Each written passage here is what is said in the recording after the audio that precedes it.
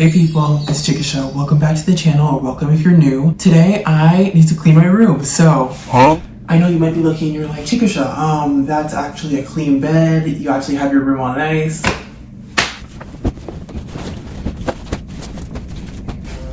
I actually have all these clothes to fold, so I'm going to talk with y'all a little bit and get my laundry done. Yeah, today I want to talk about being black at a PWI. It's an interesting experience, but let's get into the nitty gritty. I think that it's almost functioned as a form of rejection therapy. And what do I mean by that? First, okay, I'm gonna split these up into clothes, so I might be faced to the side from y'all. Don't mind me. I just think that to be black in a space where there aren't many that share that experience means that people are not going to understand you as well as they understand some of their other peers, right? With that, some, not everyone, of course, imagine if it was everyone, that'd be horrible, but some just have a natural aversion to black people in spaces around them, in proximity, being in proximity to blackness. And that can at times come in the form of distancing and or preventing black people from being included in spaces in academia. That's like extracurriculars, etc. Y'all didn't see that. I swear, my room is messy. The feeling of not being included in so many areas, it's sad. It's a little disappointing, right? And sometimes it can make one wonder, are you qualified enough? Are you meant to be in this space or not? And I feel like so often individuals are required to be overqualified or take a step extra to be included, as if to negate this. You know what I'm talking about. I think myself and others are perceived more than the average person, and that just means that you're always walking on eggshells, which is not the safe environment that one would hope for in a space like this. You're supposed to be learning, you're supposed to be like growing as a person. You don't also want to have to be thinking, oh, is my hair being seen as professional enough? Are my mannerisms welcoming enough? Do I look too intimidating by wearing this? You know what I mean? Rejection that you face, rejection is normal in general. It's not like one person is meant to have more rejection than the other just because of who they are. No. But sometimes when that rejection piles up, it leaves one thinking, what is wrong with me as a person, right? Like, it feels personal, and it's not, I know, but it's just like, sometimes it's like, is it something that I can't change? Is it something that I can't get better at? Environments like these, especially when there aren't many people who feel like they want to speak up and be a voice for their peers, it does leave individuals sort of isolated. And I think it's real to feel that, and it's real to acknowledge it. And those feelings are not forever. They're temporary, right? And sometimes I just be thinking, like, there's that one video, sometimes you're not invited to the function because you don't do coke. That's okay. And honestly, that's something that I have to live by. Not every single thing is meant for every single person. And sometimes what's meant for someone will find them. And I hope that for me, and I hope that for you all. There's so many blessings that are hard to acknowledge, especially when you're facing so much rejection. Whether it be because I look a little different, or whether it be for other extenuating circumstances, it's not really up to me, and there's nothing you can really do. So mellowing over it, I guess, isn't the most productive. I'll just continue trying to be my best self, and I hope that for all of y'all. I guess that's why I'm literally doing my stuff right now, because when the world feels a little crazy, sometimes you just gotta show some love to yourself and others. And that applies in academia, that applies outside of academia, that applies wherever you go, honestly. Let me get some hangers. Got my hangers! Especially this year, it's a new year.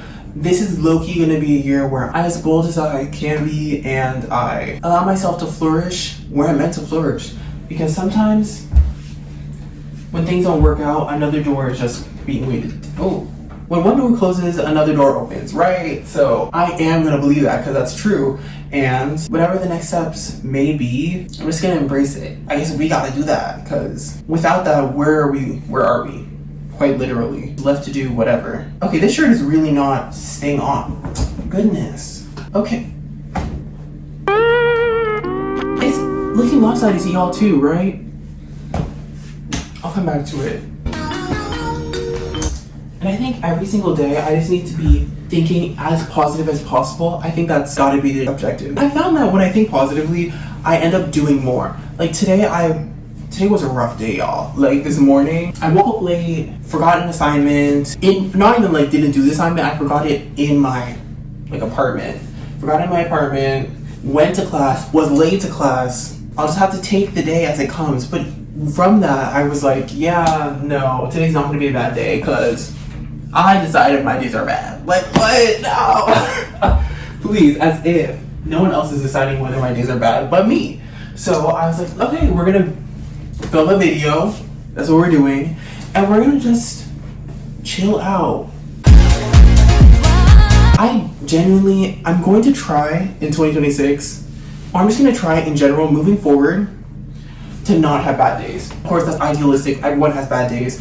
I mean, when I can help it, I want to try to turn around bad days, or when things start to look a little dull. I'm sick of feeling like others should be dictating how I feel, especially when I want to be spreading as much love as possible through the world.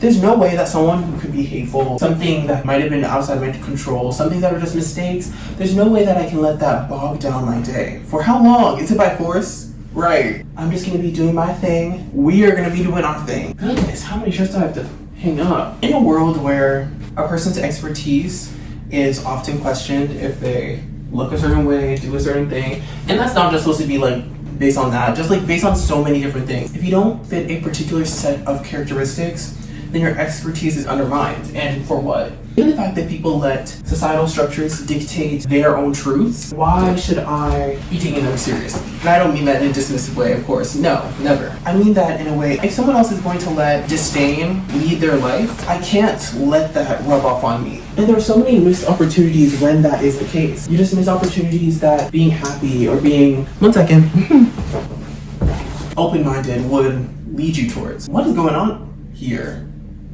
It's like inside out in the weirdest way. I'm still here. That's what it's giving. See, and another thing is I don't even hold grudges. If things don't happen to work out in my favor, that's it. Genuinely, it just didn't work out. On to the next. And I think that's also really important. Very, very important. If something doesn't work out in my way, especially since I'm committing to not harboring negative emotions in that way, I can't just say that and then be feeling some type of way towards someone else, like towards some party, like, oh, it's their fault. This is because that's none of that either. Because now I'm holding a grudge, and I look like a hater. That's crazy. No way. It's never that. Imagine they're just living their day, and I'm being like, ooh, it's their fault. That oh, embarrassing. I couldn't. Even if it's because of others' preconceptions, if it is or if it isn't, I can't make that my problem. I gotta find something better. That's just a small solution to a much bigger problem, obviously, but that's just my take at the moment. And maybe I'll feel differently in the coming years as I grow and develop, but at least right now, I just wanted to be happy in whatever I do and let no one change that. No one or nothing. And that means that all the people that I care about, all the people I interact with, also, by proxy, get to center some type of joy, or I hope I can be a source of that for many people, not some. I'm still here. I love this. Actually, I'm gonna be doing this more often. Do you know how long these clothes have been sitting in my room? And I've basically gone through all of them just by talking to y'all. So look forward to more of these. Hopefully y'all like them. You gotta start somewhere, right? And that's gotta start with consistency, because I just know that's how you build good habits, you know? If I keep on going behind the camera, it's because I'm hanging up all this stuff. I love a good cardigan. Oh, these socks. I hope I'm making sense in what I'm saying, in my perspective at least. I know it's not the most cohesively articulated conversation, mostly because I'm doing 3 things at once. I hope that you all are receptive to what I'm saying. Here's the last shirt. But yeah, thank you for coming to my TED Talk. Wait a minute! Thank you for coming to my TED Talk. Rejection sucks, especially if it's because of something that you can't control. But we move through it and we move happily. See you on the next one.